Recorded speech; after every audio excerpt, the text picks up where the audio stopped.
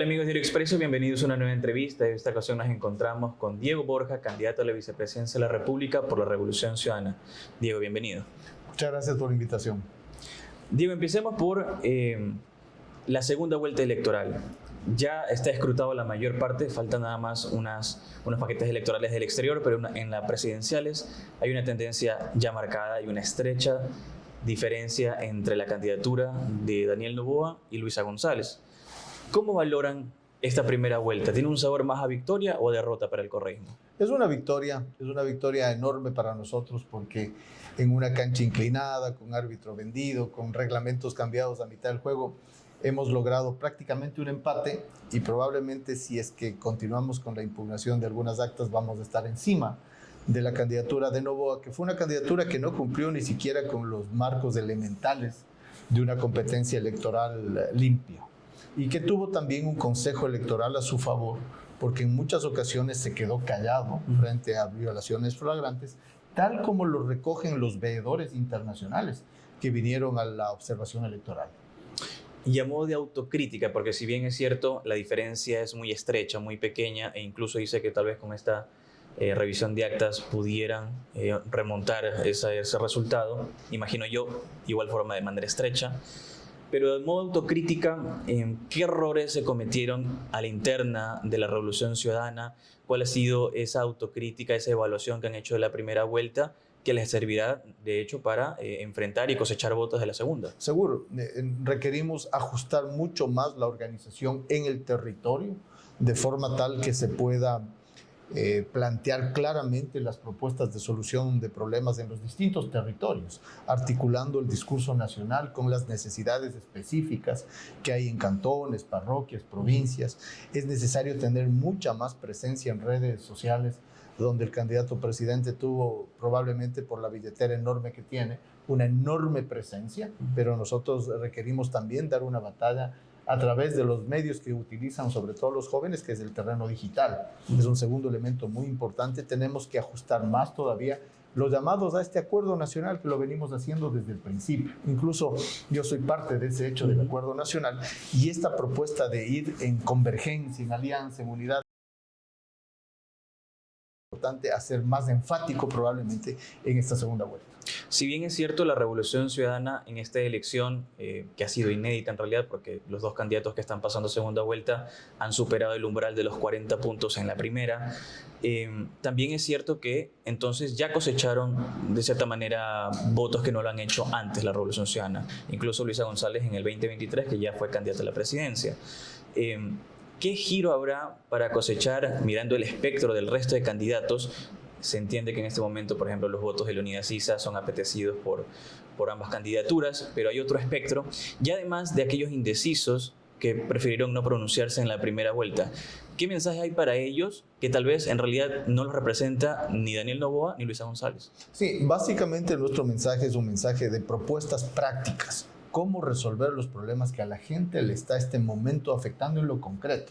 Jóvenes que quieren trabajar y que no pueden hacerlo, mejorar los sistemas tecnológicos para que trabajen por internet. Hay muchos jóvenes que quieren trabajar de esa manera virtual y ganar dinero de esa forma que hoy día no lo pueden hacer. Para los empresarios, un mensaje de entregar condiciones de seguridad, que probablemente es lo más grave que les limita las inversiones en el Ecuador. Está muy decaída la inversión nacional, no nos refiramos ni siquiera a la inversión nacional, internacional. Un mensaje de acuerdo concreto, sobre bases de respeto a las distintas posturas. Por ejemplo, para el movimiento indígena, nosotros hemos dicho, nos es más fácil incorporar muchos de los planteamientos a nuestra propuesta que a la otra propuesta. Los planteamientos del movimiento indígena, basados en propuestas, más allá de si nos caemos bien o nos caemos mal, que es el segundo gran mensaje. Alejarnos de la división desde el odio, desde la antipatía, desde el que a este man no me cae o a esta man sí me cae. No, acá el tema es cómo nosotros superamos esta postura de diferenciación, sin embargo, de odio, sí, hacia propuestas. Sin embargo, y al margen de que Pachacutic va a tomar una decisión en marzo sobre a qué candidato apoyarían, la verdad es que Leonidas Issa, en este momento que está representando esa opción, porque fue el candidato presidencial, ha mencionado que todos, incluido el correísmo, han maltratado en algún momento el movimiento indígena. ¿Cómo apelar ese voto cuando ya los tienen observados como alguien que no los respetó en su momento?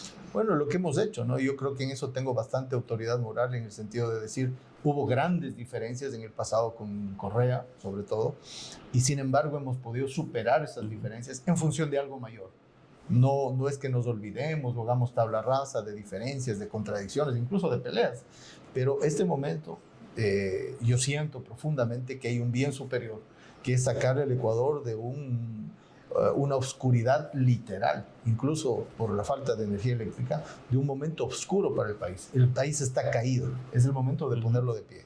Pero ¿no será también que incluso para los indecisos o aquellos que votaron por las otras opciones que ven en la papeleta electoral, tal vez estén esperando un poco de autocrítica hacia el pasado del correísmo? Es decir, en efecto, por ejemplo, se habla del tema de no reconocer que hubo en efecto hechos de corrupción, por ejemplo, en los 10 años de gobierno de Rafael Correa, e incluso la candidata Luisa González en ciertos tramos fue funcionaria de ese gobierno, en diferentes posiciones además. Es decir, parte de esa cosecha de votos de indecisos y de otras posturas también pasará porque el correísmo reconozca que hubo errores en el pasado, que no se los va a volver a cometer, o al menos que haya el compromiso de que no sucedan. Absolutamente. O sea, mire, ¿cómo cuáles? Por ejemplo, en el caso mío personal, yo fui funcionario también del gobierno del presidente Correa y estuve en un ministerio complicado, que era el Ministerio de Política Económica, en un momento muy crítico, en un momento que se ponía en riesgo la dolarización. Y sin embargo, ¿qué sucedió? Defendimos la dolarización, mantuvimos la dolarización y la fortalecimos. Yo no tuve ningún hecho de corrupción, o sea, intachable mi paso por el sector público.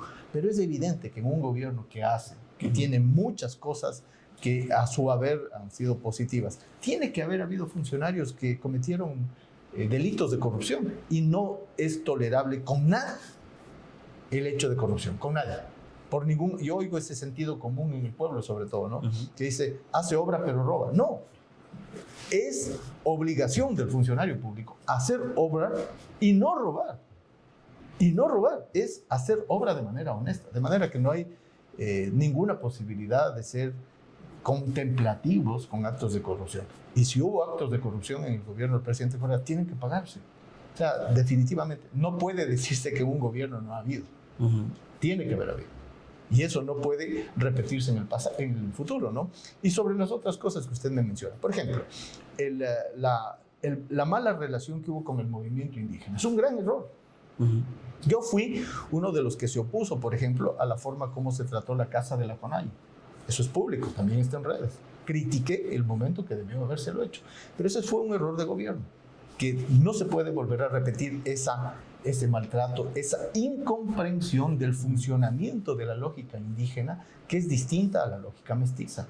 Y eso implica tener funcionarios indígenas, dirigentes indígenas en el gobierno. En un país plurinacional, multicultural, si eso no existe, entonces solamente es verso la plurinacionalidad, no realidad. Ya que estamos igual en ese terreno, hablemos de temas puntuales que al menos en su caso se cuestionó directamente. Por ejemplo, estamos en una segunda vuelta electoral en donde la candidatura del correísmo pretende sumar votos y ganar la presidencia, pero ¿cómo pedirle el voto al ciudadano cuando el candidato a la vicepresidencia, es decir, usted en cierto momento salió a las calles a gritar fuera Correa, fuera, un video viral que circuló justamente cuando se confirmó su candidatura a la presidencia de la República, a la vicepresidencia de la República, disculpen? ¿Cómo pedir el voto cuando pareciera que hay una incoherencia en su candidatura? Claro, es muy buena la pregunta, la verdad, porque es como que a usted le digan, ¿y por qué tú te llevas ahora con tu hermano? Si hace 10 años te peleaste con tu hermano. ¿Cómo es posible que te lleves con tu hermano? Usted va a tener una serie de justificaciones, usted va a decir, no, porque ya nos hicimos de buenas, porque superamos el problema, porque hay unos problemas mayores a los que teníamos en esa época. Pasa lo mismo. El escenario del año 2015 era distinto al del 2025. Y los problemas de esa época que me llevaron a esa enorme contradicción de frente a la luz del día, cuando Correa era el hombre más poderoso del país, cuando era el hombre además que tenía la mayor aceptación pública, yo salía a cuestionar cosas, pero esos cuestionamientos, visto lo que tenemos hoy día, son menores. Entonces yo creo que más bien eso nos da enorme autoridad moral para decir, miren, si logramos superar ese proceso nosotros, ¿por qué el país no va a poder hacerlo? Y yo creo que es obligación de quienes amamos al Ecuador dejar ese tipo de dificultades, contradicciones, peleas anteriores y poner algo más en valor, que es la situación actual. Por otro lado, también abordar la denuncia que se hizo, al menos pública, en su contra respecto a la relación de Gesticón con Petroecuador. También, ¿cómo pedir al ciudadano un voto cuando públicamente, al menos de eso es lo que se lo ha señalado, se habría, entre comillas, aprovechado del Estado? Claro, miren, hay muchos empresarios ecuatorianos que son proveedores de proveedores de proveedores, ¿no? Muchos empresarios que están incluso ahora en problemas de impago, porque la cadena de impago le afecta al proveedor de proveedor de proveedor, y así usted tiene un enorme problema. Hay muchísimos ecuatorianos que tienen relaciones comerciales, empresariales, en muchas áreas, en servicios, en la industria, en el comercio, que son proveedores de empresas que tienen contratos con el Estado. Ese es mi caso. Yo soy un proveedor de una empresa que tiene contratos con el Estado. Yo no soy contratista del Estado, ni personalmente, ni de forma empresarial. Entonces, cuando esto sale en la campaña, vimos claramente que era una mala intención y que la idea era manchar el nombre del candidato vicepresidencial para poner en tela de duda. Claro, ¿cómo respondí yo? Yo respondí demandando a quienes me han calumniado, a quienes han dicho mentiras, porque es en el terreno ya judicial que tiene que resolverse eso. Yo no soy contratista del Estado. Quienes lo dijeron saben que no lo soy, que es lo más grave, porque no es que no saben, ellos saben que no lo soy, y esas dos personas están demandadas. Claro, incluso se empezó a decir que su candidatura no tendría cabida, digamos un poco apelando incluso a lo que luego se descalificó allá en Topic, por ejemplo, de que por la contratación con el Estado o esa posible contratación con el Estado no pudiera ser candidato. Claro, entonces como fue claramente política, ¿cuál era el objetivo? Aquí el objetivo era del candidato Daniel Noboa no tener competencia y tener una libertad de actuar solito en una competencia contra nadie, ¿no? Pero como se sabe claramente que no hay esa situación, yo no soy contratista con el Estado, quienes lo dijeron están demandados, entonces eso paró ahí. La dolarización suele ser otro tema que surge en tiempo electoral. Siempre está el fantasma de la desdolarización, que incluso en esta campaña electoral también ha sido protagonista. Y llama la atención porque otro señalamiento de usted es ser el autor de un artículo académico que precisamente habla de cómo salir de la dolarización, y si mal no recuerdo el titular es "y no morir en el intento". Cabe entonces la pregunta de que si el correísmo llega al poder, ¿el dólar tiene los días contados en el país? Bueno, definitivamente no. Y permítame darle algún contexto, ¿no? En primer lugar, el gobierno de Correa tuvo incluso una asamblea constituyente favorable. Y si hubiera querido salir de la dolarización, hubiera sido el momento preciso, porque hubiera sido la posibilidad de cambiar eso incluso de manera constitucional. No se lo hizo. Al contrario, se planteó incluso en ese momento que el dólar sea la moneda nacional. Fueron otras bancadas las que no quisieron. Y se sostuvo y mantuvo la dolarización. Segundo, cuando a mí me tocó ser ministro de Política Económica, era el momento más duro de la dolarización. Vivíamos una crisis internacional que había disminuido el precio del petróleo, las remesas de migrantes, la caída de exportaciones privadas. Y no solo que la sostuvimos a la dolarización, sino que la fortalecimos. O sea, ahí soy bíblico. Por sus obras los conoceréis. Ahí están las obras. Y sobre el artículo que usted menciona, efectivamente es un artículo de los años 90, en los que se discutían muy profusamente en el mundo académico. Yo era profesor en esa época de la Universidad Católica, y discutíamos en un gran equipo con la FLACSO, la Facultad Latinoamericana de Ciencias Sociales, de Ecuador Debate y tal. Se discutía sobre el modelo monetario que debería tener el Ecuador. Y ahí se discutía sobre convertibilidad, dolarización y tal. Y yo no era favorable a entrar en dolarización. Porque entrar en dolarización significó, por ejemplo, que 3 millones de ecuatorianos hayan salido empobrecidos del país. Hubiera habido otro modelo en ese momento. Pero este momento, salir de la dolarización, es como querer bajarse de un avión en pleno vuelo. Literalmente. Es muchísimo más grave pretender salir que sostener, fortalecer e impulsar. De manera que no hay ninguna posibilidad de desdolarizar. Es decir, es mentira esa premisa que han posicionado en redes de Luisa te desdolariza. Eso es parte de la campaña sucia. Frente a la falta de argumentos de la otra candidatura, entonces tienen que apelar a los miedos. Y claro, ese es un miedo. Pero aquí el que ha puesto en riesgo la dolarización es Noboa. El momento que se mete en la pelea entre Rusia y Ucrania, les obliga a los rusos, por su postura a favor de Ucrania, a que les pongan, por ejemplo, medidas pararancelarias a los productores y exportadores de banano, de flores. Eso significa una disminución de entrada de divisas. ¿Quién ha puesto en riesgo la dolarización? Él. El ministro de Economía de Daniel Noboa, el señor que acaba de salir, no me acuerdo el nombre, decía en el día del aniversario de los 25 años de la dolarización, decía él, que extraña la maquinita de hacer dólares. El ministro de Economía de Noboa. Ellos son los que tienen esa nostalgia. Imagínese una desdolarización en manos de una persona como Noboa. Hubiera sido realmente fatal. A estos temas que hemos tocado hay que sumarle un par, ya que está establecida la configuración de la Asamblea, de la próxima Asamblea Nacional, en donde por un muy pequeño margen el correísmo se convierte en la primera minoría. Y es referente a lo que dijo en campaña, por ejemplo, Ricardo Patiño, respecto a que con Luisa Rafael Correa regresaría y Jorge Glass saldría libre. Le consulto, ¿esto nos adelanta que de llegar al poder va a haber una intervención en la justicia? Definitivamente no. Y eso implica tener otros medios para resolver los problemas de la justicia, porque el Ecuador tiene en este momento una justicia muy venida menos. Y eso impacta gravemente en la vida de los ciudadanos. Le pongo un ejemplo concreto. La policía agarra a un criminal y en manos de la justicia se lo suelta a los pocos minutos, horas o días.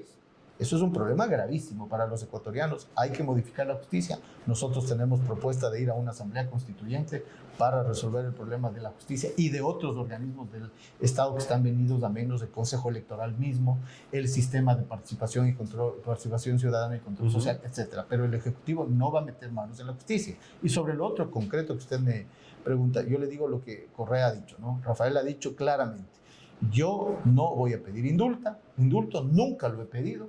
Mi tema se ventilará en los tribunales internacionales y cuando la justicia lo resuelva, yo estaré en otra condición. ¿Y Glass debe ser liberado? Mire, con el tema de Jorge Glass creo que es un tema más grave aún todavía, porque ahí hay un hecho que es un delito nacional e internacional, que es el asalto a una embajada y el secuestro de un asilado político. Puede haber, como le digo, discrepancias sobre si Glass es inocente, si es culpable, si es corrupto, si no es corrupto, si es delincuente o no es delincuente. Era una persona que tenía una institución internacional que se llama asilo. Y el Ecuador violó eso. Eso no lo ha hecho nadie. Eso no ha hecho ni Pinochet. Nadie. Entonces, ese problema es un problema de derecho internacional. Y si queremos reparar ese derecho, tiene que ser reparado también la situación de Jorge Glass. En campaña, otros candidatos a la presidencia hablaron sobre que tomar una postura diferente a la que realizó el gobierno nacional nos podría afectar en la Corte Internacional de Justicia, donde se está ventilando en este momento justamente el caso. En el caso de que Luisa González gane la presidencia y se le conceda ese asilo, el salvoconducto en realidad, a Jorge Glass, ¿no sería reconocer y afectarnos en la Corte Internacional el proceso que se está ventilando? Mire, ¿quién nos ha afectado y de manera fundamental, flagrante, esencial? Es Daniel Noboa. Daniel Noboa le ha puesto al Ecuador en una situación de indefensión. Nosotros tenemos muchas legaciones diplomáticas en todo el mundo. Imagínese un asalto a una embajada ecuatoriana en cualquier país. ¿Cómo usted podría plantear un reclamo si aquí internamente se ha hecho lo que se ha hecho? ¿Quién le ha puesto al Ecuador en una situación de indefensión, de complicación internacional, de violación del derecho? Se llama Daniel Noboa. Y además ha violado también las leyes nacionales. Entonces, quien le ha puesto al Ecuador en esa situación es él. Lo que a nosotros nos va a tocar es reparar esa situación que él ha dañado. Él la ensució, nosotros la tenemos que resolver. Por otra parte, dando vuelta a la página, Javier Lasso, también asambleísta electo del correísmo, salió a mencionar la necesidad que cree él hay de una nueva ley de comunicación, porque no cree en la autorregulación de los medios de comunicación. Aunque han salido voces del correísmo a aclarar el asunto, ¿esto no nos puede adelantar que el correísmo necesita callar a la prensa para poder gobernar? Bueno, yo en eso soy absolutamente enfático, ¿no? No hay ninguna intención de amordazar a la prensa, ni mucho menos, como lo han dicho ya varios dirigentes de la Asamblea Nacional, no es una prioridad, ni está en la agenda de la Revolución Ciudadana de ninguna manera. Y le digo más, ¿no? Yo creo en la libertad de expresión, creo en la libertad de prensa y creo en la verdadera libertad de expresión. Y ahí le doy dos ejemplos concretos. Hoy mismo, yo recorro mucho el país. Radios pequeñas, locales, populares, me han dicho a mí que están siendo amenazados por parte del gobierno nacional si es que le abren los espacios a la candidatura correísta. Les amenazan con quitarles la frecuencia, que se va a resolver ahora en abril. Por ejemplo, eso es atentar contra la libertad de expresión. No es de manera frontal, es de manera velada. Si tú le das espacio a Luisa González o a Diego Borja, te quito la frecuencia. Eso está haciendo ahora el gobierno. Eso, por ejemplo, yo lo rechazo contundentemente. La segunda, creo que es necesario tener más voces. Está bien que hayan las grandes empresas de comunicación, los grandes medios, que todos los países tienen y está bien, funciona, pero creo que es necesario también ampliar la posibilidad de que otros espacios del país se puedan expresar, y eso hoy día no hay. Y ya le digo, yo recorro mucho el Ecuador, en la Amazonía, en la serranía, aquí mismo en la costa, hay sectores, localidades que se sienten que no pueden expresar sus problemas, porque no son recogidos a nivel nacional, porque no son noticias, porque no venden. Eso también es vulnerar la libertad de expresión y eso también hay que ayudar a resolver. Es decir, el correísmo garantiza libertad de expresión Total. con Luisa González presidente. Total. Incluso si se les critica. Bueno, a mí, yo soy en eso otro ejemplo flagrante.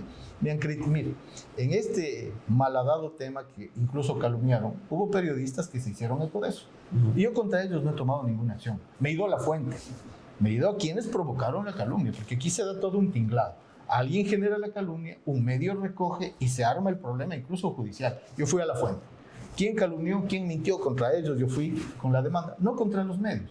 Hubiera querido que los medios sí contrasten y que hubieran dicho, mire, están diciendo esto, ¿usted qué opina? Algunos no lo hicieron, otros sí, pero algunos no lo hicieron. Y sin embargo, yo no he tomado ninguna acción.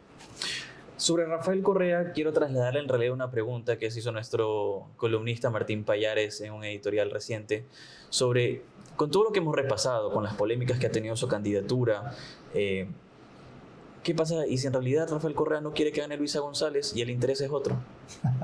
Bueno, yo creo que ahí realmente, como empezamos la conversación diciendo, hemos superado el techo de lo que se decía que el correísmo no podía ser. Está superado, ya es una realidad que hemos logrado sobrepasar cualquier tipo de votación anterior en primera vuelta, lo cual está al canto.